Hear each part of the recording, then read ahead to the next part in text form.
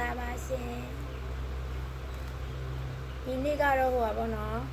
ဟိုအကြောင်းလေးပြောချင်လို့ပါရှင် passport တော်တဲ့ကိစ္စလေးပြောချင်တာပေါ့နော်အဓိက passport တော်တဲ့သူတွေဆိုလို့ရှိရင်အခုကဒီနေ့ကရေးကြည့်တာပေါ့နော်အရင်နေ့တွေလည်းမတူဘူးအရင်နေ့တွေမတူဘူးဆိုဘလို့မတူတာလဲဆိုတော့အဝေးရောက်နေတဲ့သူတွေဆိုလို့ရှိရင်လေမျက်နှာလေးဟို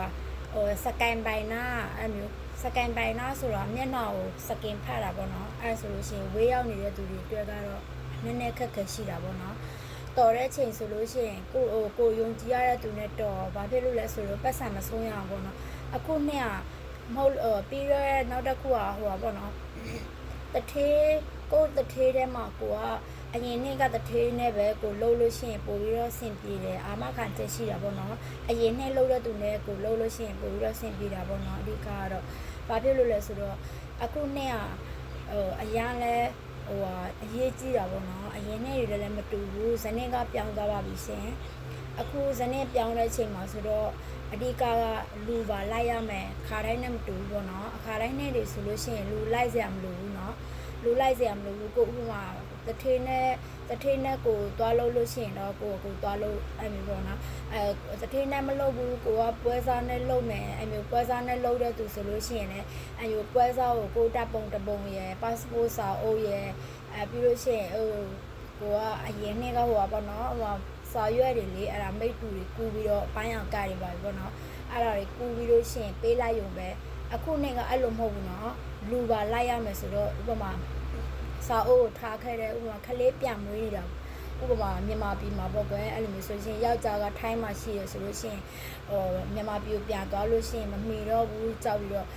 စာအုပ်တွေပြန်ပို့လာတယ်အဲ့မျိုးပွဲစားနဲ့လောက်ခါတော့လိုမျိုးလို့တယ်လို့မျိုးဟိုပါပေါ့နော်ပွဲစားနဲ့လို့တော့ဆိုလို့ရှိရင်အရင်နှစ်ဆိုလို့ရှိရင်လေ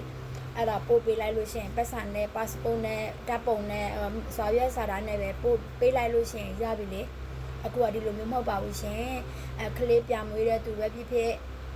မြန်မာပြည်ကိုကိစ္စရှိလို့ပြန်တဲ့သူပဲဖြစ်ဖြစ်အမိမမြန်ပြန်လာပါလို့မဟုတ်လို့ရှိရင်လေပြန်လို့ရလို့ရှိရင်ခက်တယ်ဆုံးသွားလို့ရှိရင်နှမျောစရာနော်အဲ passport ဆိုတဲ့ဟာလေးနိုင်ငံခြားမှာနေတဲ့သူတွေအတွက်ကအရန်ရေးကြည့်ပါတယ်ရှင်အရန်သုံးဝင်ပါတယ်ပတ်စံရှိတိုင်းလဲရွှေဆိုင်မှာကိုကရွှေလိုချင်လို့ရှိရင်ဈေးကြီးရင်ကြီးပါစေအမျိုးဝယ်လိုက်လို့ရှိရင်ရတယ်အဲ passport ဆိုတာကတော့မရပါဘူးနော်မရဘူးအရန်လဲဟိုပါပေါ့ချိန်နဲ့ခါနဲ့လုံးမချိန်မီမှမဟုတ်လို့ဟိုဟာလူမီမှအဲ့မျိုးအရေးကြီးတာပေါ့သူချိန်နဲ့သူဆိုလို့ရှိရင်ယာတီပေါ်ပဲပေါ့နော်မဟုတ်လို့ရှိရင်ကို့မှာတော့ passport မရှိလို့ရှိရင်တော့ထိုင်းနိုင်ငံမှာတည်တဲ့တိုင်းပဲနော်နေရထိုင်ရတာဘယ်လို့မှအဆင်မပြေဘူးအလောက်ကလည်းသူတို့တော်ရုံတိုင်ရုံအလောက်ကစက်ရုံတွေကမယူဘူးနော် passport မရှိလို့ရှိရင်လေအဲ့ဒါကို passport ကိုကြတော့ကိုကတော့တည်ချာလေးဟိုပါပေါ့နော်ဟိုဟာ view site တွေချင်တာပေါ့ပဲအဲ့မှာတွေ့ကြုံရှိလို့ပြောပြတာပေါ့နော်ကိုဆိုလို့ရှိရင်ဟိုဟာမနှင်းကလေကိုယုံတဲ့သူတယောက်ပေါ့နော်ပွဲစားတယောက်ပေါ့နော်အဲ့ဒါ passport တော်ခိုင်းလိုက်တာတော်ခိုင်းလိုက်တော့ကြတော့ तू ကပတ်စံလိန်စားလိုက်တာလေပတ်စံလိန်စားလိုက်တော့ဟိုဟာဘလို့မှပတ်စံလည်းပြန်တောင်းလို့မရတော့ဘူး passport တက်ဟိုဟာချိန်ကလည်းကုန်သွားရောချိန်ကကုန်သွားပြီဆိုလို့ရှိရင်ပတ်စံဘယ်လောက်ပေးဘလို့မှဟိုဟာမရတော့လေ passport ကအဲ့မှာဆုံးသွားရောဆုံးလာတော့မဟုတ်ဘူးပေါ့ဗီဇာမရှိတော့ဘူးဗီဇာနဲ့ဘာပါမင်းနဲ့ထည့်လို့မရတော့ဘူးလေအခုနှစ်ဘတ်တဲ့ပြန်ဖွင့်တော့မှကိုကဘတ်တဲ့ပြန်တင်ပြီးတော့လူသေးပြန်ဖြစ်သွားတာပေါ့အဲ့မှာ passport ဘတ်တဲ့ပြန်ရမှပဲ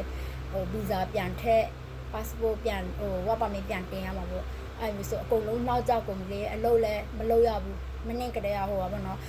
အလုပ်ဝင်မယ် passport တော်ပြီးလို့ရှိရင်အမျိုးစေးစားထားပါဘောနော်အခုကဘာမှလုပ်မရတော့ဘူးအဲ့မျိုးကိုကတော့ပွဲစားကိုကမယုံကြည်ရဘူးကိုကတိတ်မတိတ်ချဘူးဆိုလို့ရှိရင်မလုံနဲ့အဲ့ပွဲစားကနော်ဘာမှဟိုကမယုံရဘူးအခုခေတ်ကပတ်စာလည်းပြန်မရဘူးကိုမှဟို passport လည်းဆုံးသွားဆိုနှစ်ခါနာအလုပ်ကလည်းဝင်မရဘူးဆိုသုံးခါနာပေါ့နော်အလုပ်ကဝင်မရလို့ရှိရင်ဟိုပါပေါ့ဟိုကိုကအလုံးမရှိလို့ရှိရင်ဘယ်လိုမှဆင်မပြေဘူးလေเนาะအဲ့လိုမျိုးပါရှင်ကျေးဇူးတင်ပါတယ်ရှင်